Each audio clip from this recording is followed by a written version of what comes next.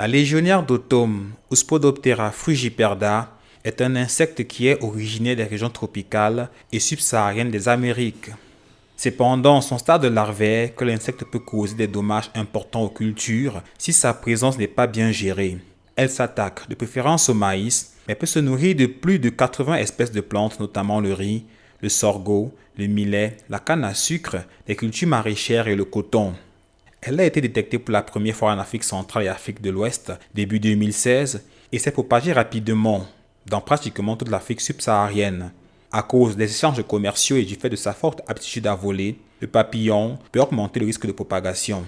Nous sommes en face d'un défi. Ce phénomène est nouveau et puis la propagation des chenilles est très rapide à travers nos champs. Cette espèce résiste aux produits chimiques normaux que nous utilisons. C'est quand même inquiétant car cela risque de se répercuter sur notre production mais aussi sur la sécurité alimentaire de notre pays. Plusieurs pays ont fait les frais ces dernières années du passage de la chenille légionnaire, parmi lesquels l'Afrique du Sud, l'Éthiopie et le Soudan du Sud.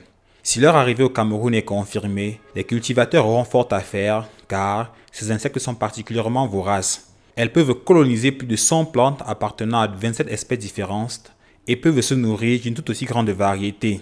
Une autre raison pour laquelle elles sont difficiles à détruire, elles sont résistantes aux pesticides. La chenille de l'automne que nous voyons ici s'attaque à beaucoup d'autres cultures en plus des graminées. Elle attaque le sorgho, le mil, le riz, les arachides, le soja, le niébé. Ce qui veut dire qu'en essayant de réduire la pression des ravageurs d'une culture d'été à l'autre, nous savons qu'ils peuvent s'attaquer à d'autres cultures pendant l'hiver. Cette situation a des répercussions considérables pour les populations touchées. De fait, le papillon est un terrible ravageur. Il s'agit d'une menace sérieuse pour l'agriculture et par conséquent pour la sécurité alimentaire de l'Afrique. C'est de même un problème pour le commerce international avec la mise en place des quarantaines. En Afrique subsaharienne, 208 millions de personnes dépendent du maïs pour assurer leur alimentation.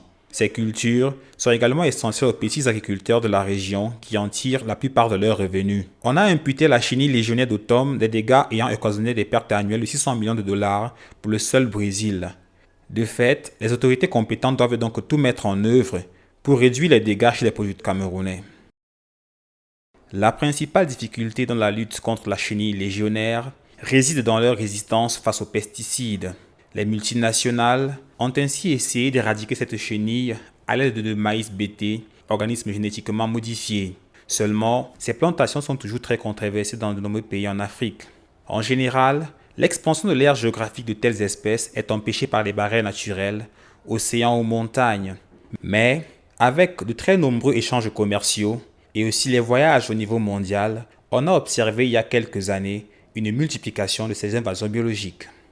Au Malawi, face à l'échec des produits phytosanitaires, des cultivateurs ont mis au point une méthode naturelle qui semble porter des fruits. Avec cette concoction locale, les chenilles légionnaires d'automne meurent instantanément. Si toutes les familles d'agriculteurs adoptaient ce pesticide local, nous pourrions sauver la récolte restante dans le champ et ce faisant, les agriculteurs auraient une certaine récolte. Cette mixture naturelle aurait permis de sauver les récoltes restantes dans un pays constamment sujet aux attaques de ces chenilles. L'an dernier, 20 des 28 districts du Malawi en ont été victimes et seuls ceux ayant appliqué cette méthode à base d'eau, de sel et de piment pilé ont pu limiter les dégâts. Les 3/4 de la récolte de maïs ont été détruits et les agriculteurs nous ont appris assez tard que les vers étaient devenus résistants aux pesticides, mais ceux d'entre nous qui ont appliqué cette concoction locale ont réussi à sauver leur récolte.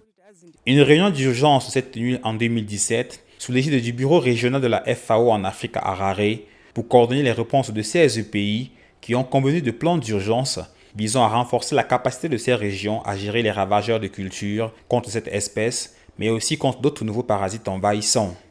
Parallèlement, la recherche tente de mieux comprendre le comportement de cet organisme quand il devient nuisible dans de nouveaux environnements, ainsi que sa sensibilité aux insecticides. Du côté de l'Occident, ces chenilles font également des ravages. En France particulièrement, les cultivateurs sont confrontés à la voracité de ces bestioles. En pondant dans les tiges, les papillons permettent aux larves de se nourrir en détruisant les plantes. Conséquence directe, les cultures ne peuvent pas se développer normalement et la moitié d'une récolte peut ainsi être perdue.